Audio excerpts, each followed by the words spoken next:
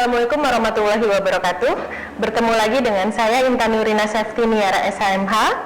Pada pertemuan minggu lalu, kita telah membahas tentang tindak pidana hak kekayaan intelektual, dan pada hari ini, pertemuan ke-15, saya akan membahas tentang hukum tindak pidana perpajakan. Sebelum masuk ke dalam materi hukum tindak pidana perpajakan, saya akan mengulas kembali tentang tindak pidana hak kekayaan intelektual. Hak kekayaan intelektual terdiri dari 6, yaitu hak cipta, hak merek, hak paten, hak rahasia dagang, hak desain industri, dan hak desain tata letak sirkuit terpadu.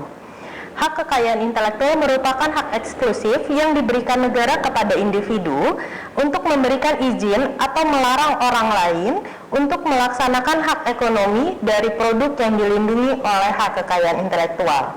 Hak kekayaan intelektual ini merupakan salah satu jenis tindak pidana yang merupakan delik aduan, di mana pemilik hak harus mengajukan aduan dulu baru bisa diproses pidananya.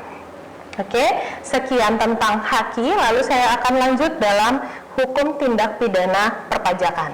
Hari ini saya akan membahas tentang definisi dan dasar hukum tindak pidana perpajakan, karakteristik tindak pidana perpajakan, subjek tindak pidana perpajakan, dan terakhir saya akan membahas tentang penegakan hukum tindak pidana perpajakan.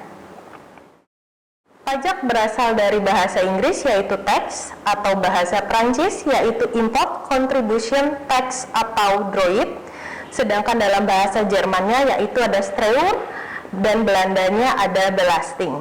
Karena kita memakai acuan dalam hukum Belanda, maka kita biasa memakai istilah belasting. Pajak merupakan iuran masyarakat kepada negara yang terhutang oleh yang wajib membayarnya menurut peraturan umum atau undang-undang dengan tidak mendapat prestasi kembali yang langsung dapat ditunjuk, dan gunanya adalah untuk membiayai pengeluaran umum berhubung tugas negara untuk menyelenggarakannya. Dasar hukum pajak, Indonesia sudah membentuk undang-undang tentang perpajakan sejak tahun 1983 yang dibuktikan oleh Undang-Undang Republik Indonesia Nomor 6 Tahun 1983 tentang ketentuan umum dan tata cara perpajakan. Lalu di tahun 2009 undang-undang diperbaharui kembali, yaitu dengan Undang-Undang Republik Indonesia Nomor 16 Tahun 2009 tentang ketentuan umum dan tata cara perpajakan. Karakteristik tindak pidana pajak diatur di dalam pasal 38 Undang-Undang KUP dan pasal 39 Undang-Undang KUP. Pada pasal 38 Undang-Undang KUP berisikan tentang ketentuan pidana yang dilakukan karena kealpaan wajib pajak karena tidak menyampaikan SPT atau menyampaikan SPT tetapi isinya tidak benar atau tidak lengkap atau melampirkan keterangan yang isinya tidak benar sehingga dapat menimbulkan kerugian pada pendapatan negara.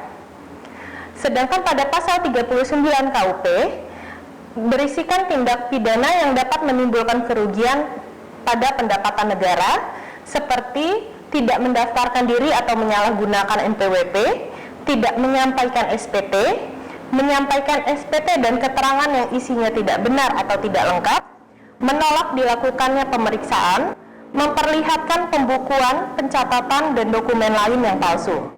Subjek tindak pidana pajak yaitu ada wajib pajak atau penanggung pajak, pejabat pajak, dan pihak ketiga.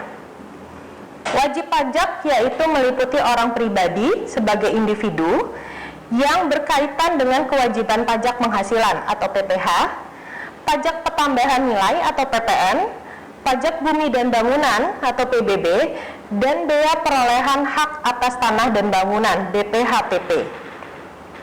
Sedangkan pejabat pajak yaitu pejabat yang melanggar kewajiban untuk merahasiakan semua data dan informasi yang diketahuinya atau diberitahukannya kepadanya oleh wajib pajak kepada pihak lain yang tidak berhak dan dapat dikenai hukuman pidana kurungan maksimum 1 tahun dengan denda setinggi-tingginya yaitu 4 juta rupiah. Sedangkan subjek pajak yang terakhir yaitu pihak ketiga. Pihak ketiga yang mempunyai hubungan dengan wajib pajak yang diperiksa atau disidik, wajib memberikan data, keterangan, dan bukti yang diminta secara tertulis dari Direktorat Jenderal Pajak. Pelanggaran atas kewajiban tersebut dapat diancam dengan pidana penjara selama maksimal 1 tahun dengan denda paling banyak 10 juta rupiah. Penegakan hukum pidana pajak, di pasal 44 kita akan membahas tentang penyidikan pajak.